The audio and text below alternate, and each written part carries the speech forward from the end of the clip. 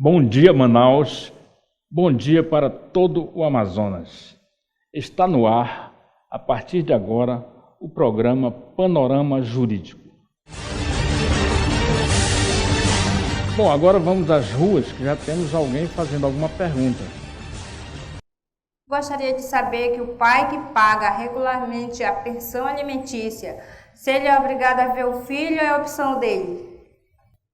Bom, dona Ivonete, na verdade, esse problema acontece realmente com muitos pais que pagam a pensão alimentícia, mas isso é um erro, porque quando o pai não procura ver o filho, isso daí denomina-se de abandono afetivo. Então, cabe um dano moral. O pai que paga a pensão alimentícia para o filho, rigorosamente pontual, já cumpriu com a sua obrigação. Ele acha isso, mas não é assim. Então, dona Ivonete, o pai tem a obrigação de manter a educação, não somente a escolaridade, mas também a convivência familiar, o afeto, o amor, o carinho, o lazer, ir inclusive ao parque, jogar futebol, brincar, passear, visitar, enfim, criar condições para que a presença desse genitor ajude no desenvolvimento da personalidade da criança. O pai que não visita o filho não está cumprindo o seu dever. O pai que cumpre com a pensão alimentícia, podemos dizer que é um dever material, mas ele não quer saber do filho, causa angústia a esse menor. Você concorda? Porque realmente uma criança sem a presença do pai, ela se torna muito angustiada. Então, nesses casos, cabe um pedido de indenização por danos morais pelo abandono unicamente afetivo. O abandono afetivo não é novidade no mundo jurídico. A ausência de afeto por parte do pai são os males causadores de verdadeiras torturas ao filho abandonado. Muitas vezes, o pai separado da mãe fica magoado porque ela colocou ele na justiça para requerer a pensão alimentícia. Aí, em contrapartida, ele pensa, ora, não vou ver o filho, eu pago a pensão, mas não quero conversa com esse moleque. Quer dizer, isso está errado. Esse sentimento de vingança que recai sobre o filho não é justo, e o filho pode ingressar com a ação de danos morais contra o pai. A ausência, o descaso e a rejeição do pai em relação ao filho menor em desenvolvimento violam a honra e a imagem da criança.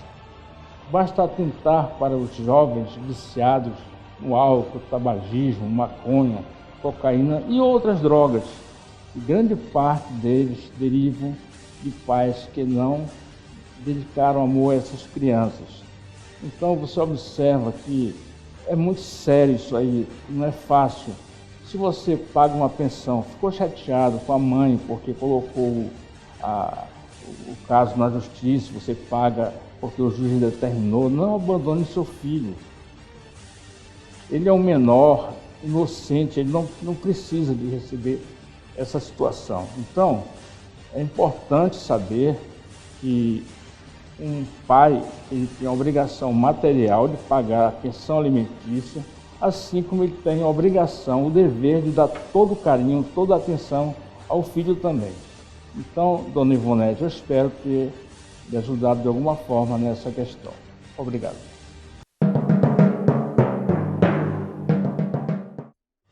Já temos alguém perguntando pelas redes sociais, pode mandar, por favor? Com a vigência da nova lei de processo civil, o que mudou na cobrança de taxas de condomínios em atraso? Então, com a nova lei, o que mudou na cobrança dos condomínios para os condôminos? O novo CPC trouxe uma novidade importante, porque o boleto do condomínio ele tornou um título executivo extrajudicial.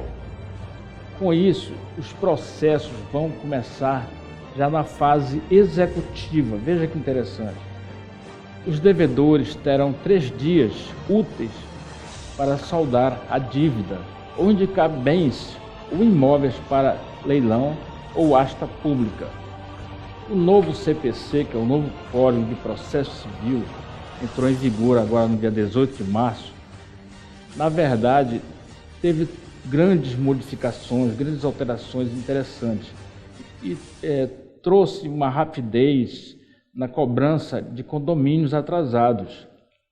Com essa nova regra, a expectativa é de que os condomínios recuperem com mais agilidade as cobranças dos devedores. As despesas condominiais são rateadas entre os condôminos para cobrir todos os custos do condomínio. Se algum não paga, o síndico fica em situação difícil para pagar as contas, como água, energia, empregados, manutenção de elevadores, encargos sociais, dentre outras despesas. Mas é importante lembrar que o devedor do condomínio poderá se defender, claro. Ele terá esse direito? Sim, com certeza. A diferença é que o processo já começa em um ponto mais avançado do que antes, tornando todo o processo mais ágil, mais rápido. Uma outra novidade muito importante chega com o novo CPC, é a citação. Ela pode ser feita pelos correios, bastando que o porteiro assine, o vizinho ou um parente que esteja na casa.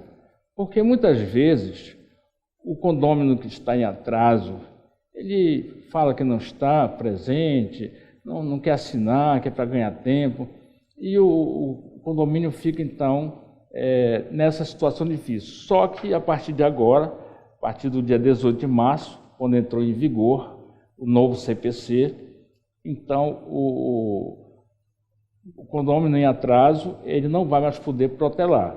Basta chegar no prédio que o porteiro assinando já está válida essa citação.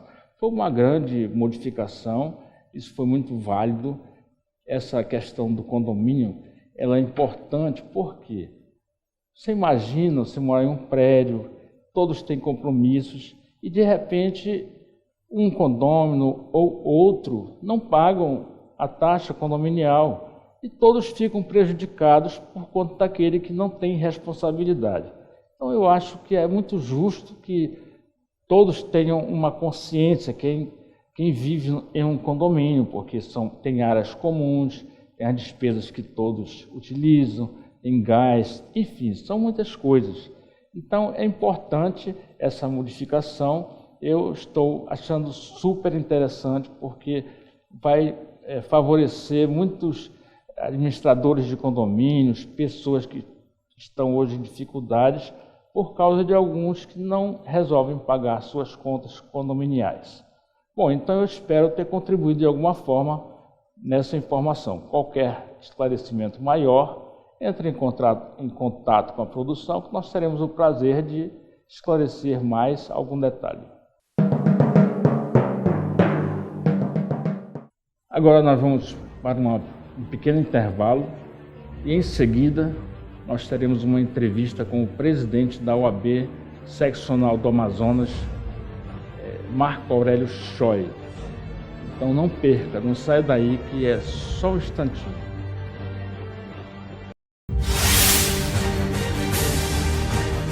Venha se preparar conosco no curso AD.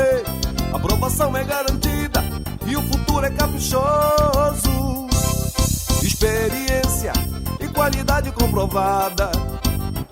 Preparatório OAB e para concursos públicos.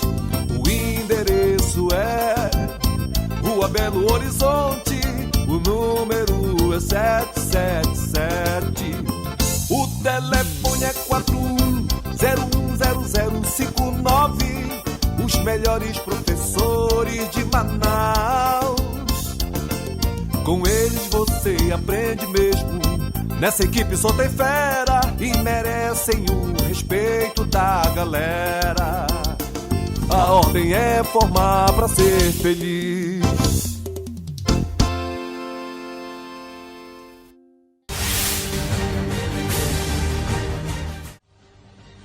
Estamos de volta com o programa Panorama Jurídico. E hoje nós temos a honra e o privilégio de entrevistar o presidente da Ordem dos Advogados do Brasil, seccional do Amazonas, o Dr. Marco Aurélio Choi. Dr. Marco Aurélio, bom dia, muito obrigado por ter aceito o nosso convite. E nós gostaríamos de abordar alguns assuntos com o senhor. Gostaria de começar perguntando o que a OAB tem feito para a defesa das prerrogativas dos advogados aqui no Amazonas. Bom dia, meu colega Eliezer, bom dia a todos os telespectadores do programa Panorama Jurídico. Dizer que é uma honra estar aqui num programa de conteúdo eminentemente jurídico. Acho que a comunidade jurídica amazonense aguardava muito, para ter um espaço de debate do direito, um espaço para as ideias jurídicas florescerem. Lhe parabenizo de antemão pela iniciativa do programa, desejando aí sucesso nessa jornada à frente desse importante programa para a comunidade jurídica amazonense. A OAB, eu sempre costumo dizer, Eliezer, que a OAB ela tem duas grandes frentes de trabalho. Uma frente de trabalho do plano interno, que é o plano da defesa dos interesses da advocacia, e o plano externo, que diz respeito aos interesses da sociedade, no nosso caso, da sociedade amazonense. No plano interno, na defesa dos interesses da advocacia, é papel fundamental da ordem a defesa das prerrogativas dos advogados. E muitas vezes a sociedade, aquele telespectador que está nos assistindo, poxa, mas qual a razão da defesa das prerrogativas dos advogados? É algo que diz respeito apenas aos advogados? Eu posso lhe dizer que não. A defesa das prerrogativas dos advogados é a defesa dos interesses do cidadão. Até porque é por intermédio do advogado que você, cidadão telespectador, leva as suas demandas ao Poder Judiciário. Então, toda vez que um direito, uma prerrogativa do advogado é desrespeitada, por tabela é um direito seu que está sendo desrespeitado também. Concordo, então, temos que partir desta premissa. E a Ordem tem lutado incansavelmente pela defesa dos direitos e prerrogativas da advocacia amazonense. Temos um plantão de prerrogativas, que é um telefone que funciona aos sábados, domingos, auxiliando 24 horas aquele colega que está tolhido no exercício da sua atividade profissional. E isso acontece muito em diversas abordagens, e a OAB tem sido intransigente na defesa desses direitos, inclusive instando os tribunais, representando quando necessário. Nós tentamos ao máximo as vias do diálogo, mas infelizmente na defesa das prerrogativas nós não podemos transigi-las, negociá-las, Devemos sempre tratar para cumpri-las.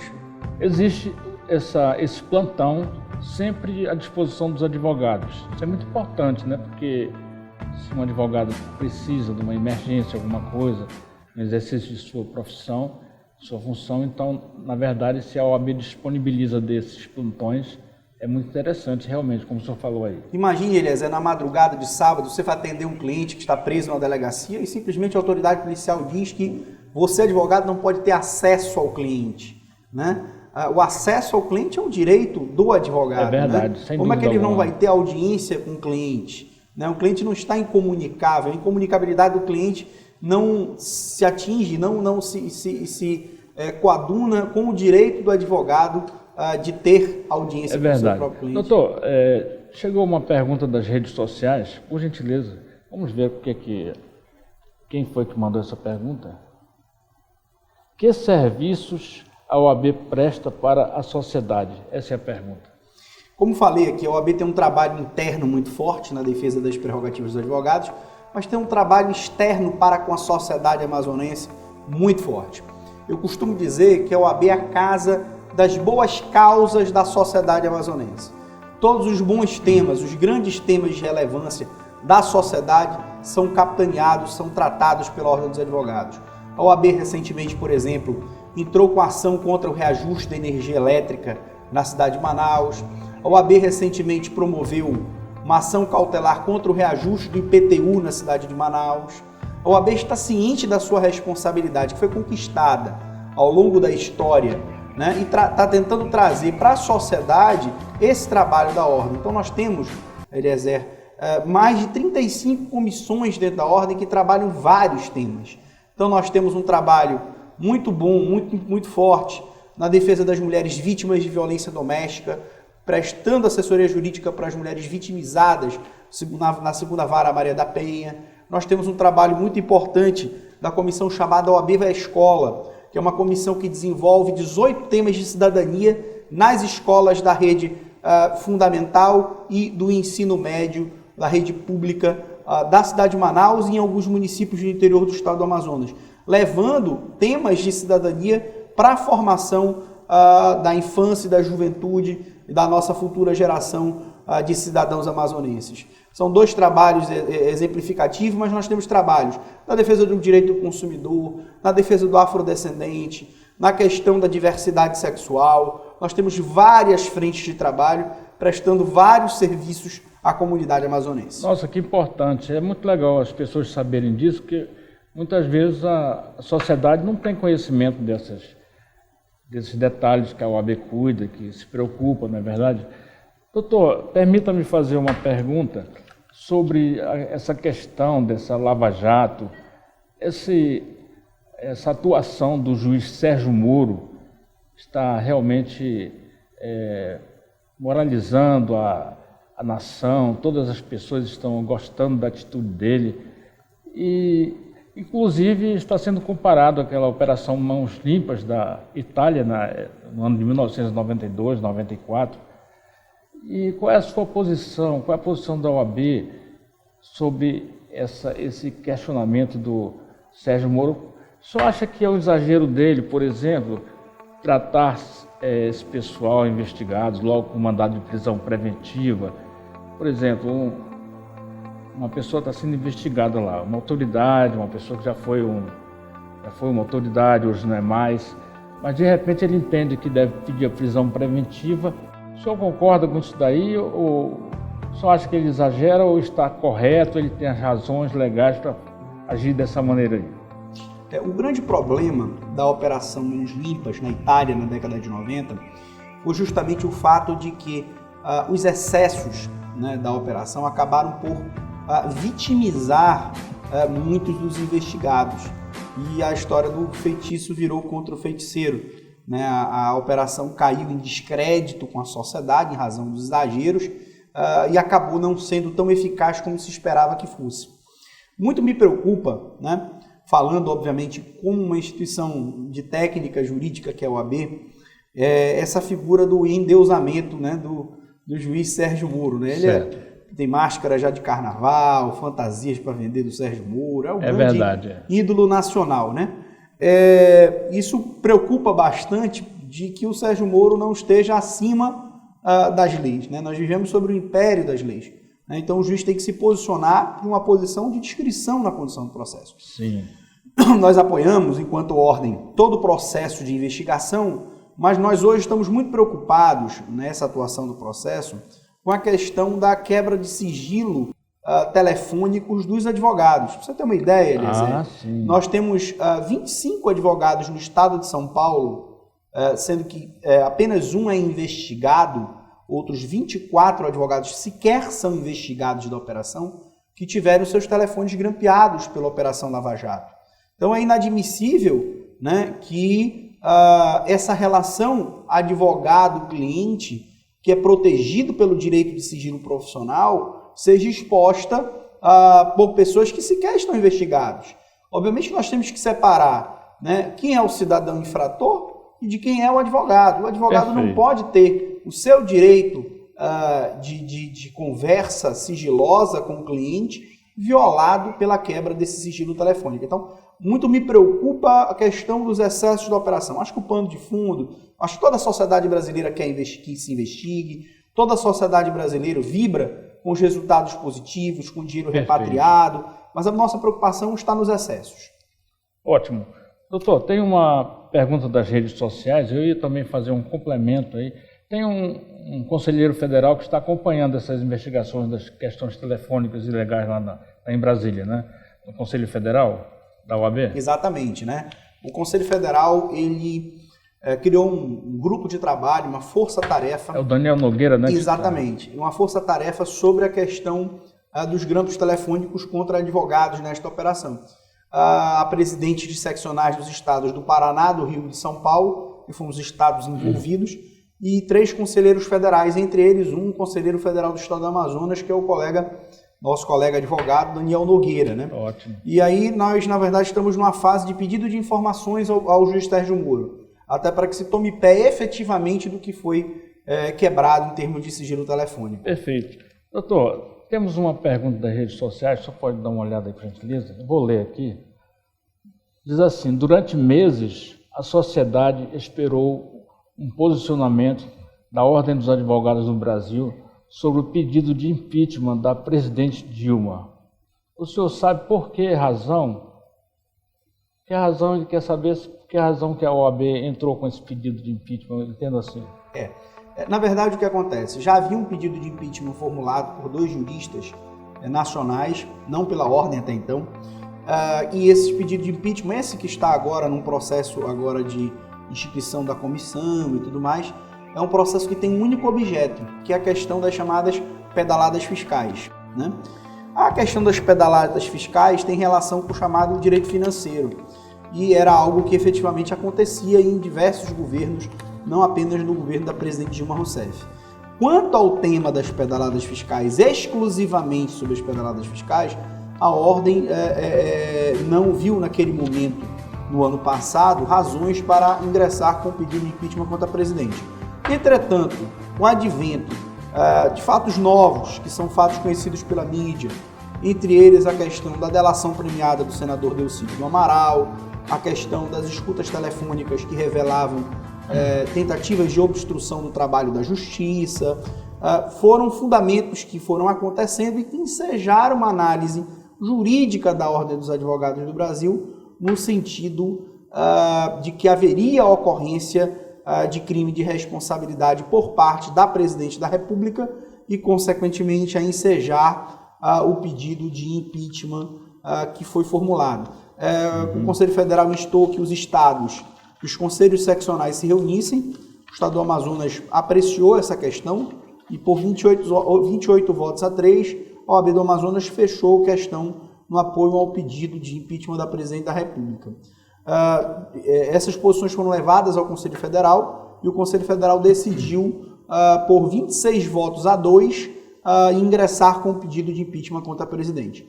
E na última segunda-feira dessa semana, a Ordem ingressou no Congresso Nacional com o pedido de impeachment contra a Presidente da República, que a gente aguarda que seja efetivamente julgado. Perfeito. Excelência, eu tenho uma pergunta ainda sobre a OAB local aqui do Amazonas.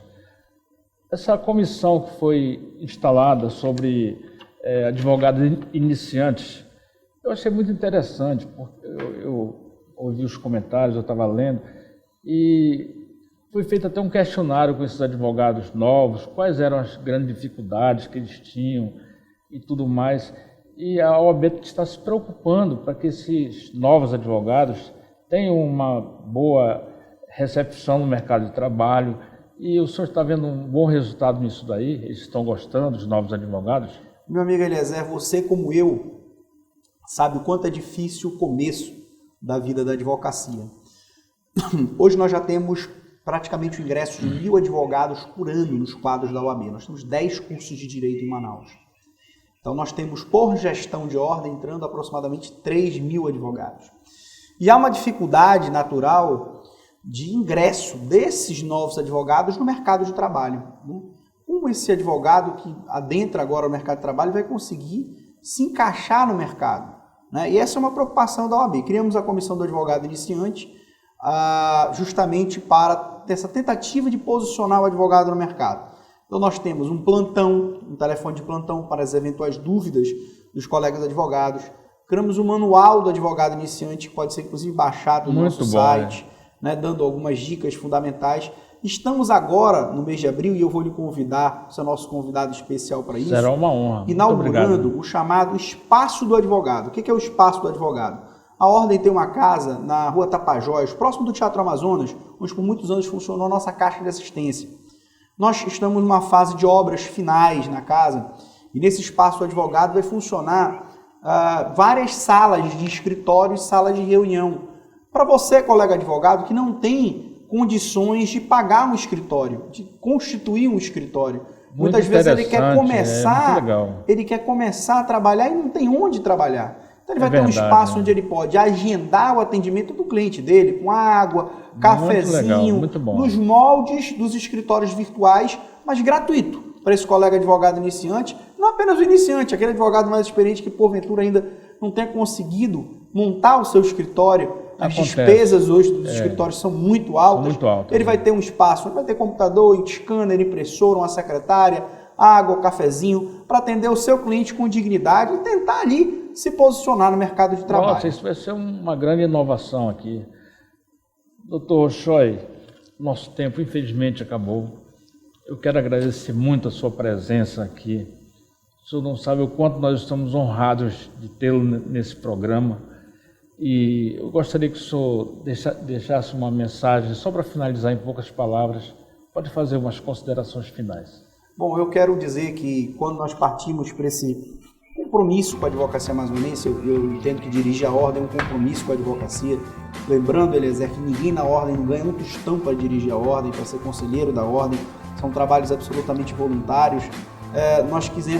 Nosso objetivo no primeiro momento era deixar um legado positivo, né? Dessa atuação. E a gente quer contar com a participação de cada colega advogado que queira ajudar a gente a construir essa OAB que todos nós queremos. Então você, colega advogado, que com certeza está nos assistindo, né, prestigiando o panorama jurídico, fica o convite para participar das coisas da OAB, participar do dia a dia da OAB, participar das comissões da OAB e construir essa advocacia que todos nós queremos. Ok, doutor Choi, muito obrigado. Quero também aproveitar esse gancho e dizer e informar para os colegas que estão nos assistindo que esse programa aqui tem espaço para todos os colegas advogados. Se você tem uma ideia, um assunto que você domina, se você quer participar, você pode entrar em contato com a nossa produção, será um prazer para todos nós. Então, eu quero agradecer a atenção de todos, tenham todos uma excelente semana e até o próximo sábado. Muito obrigado.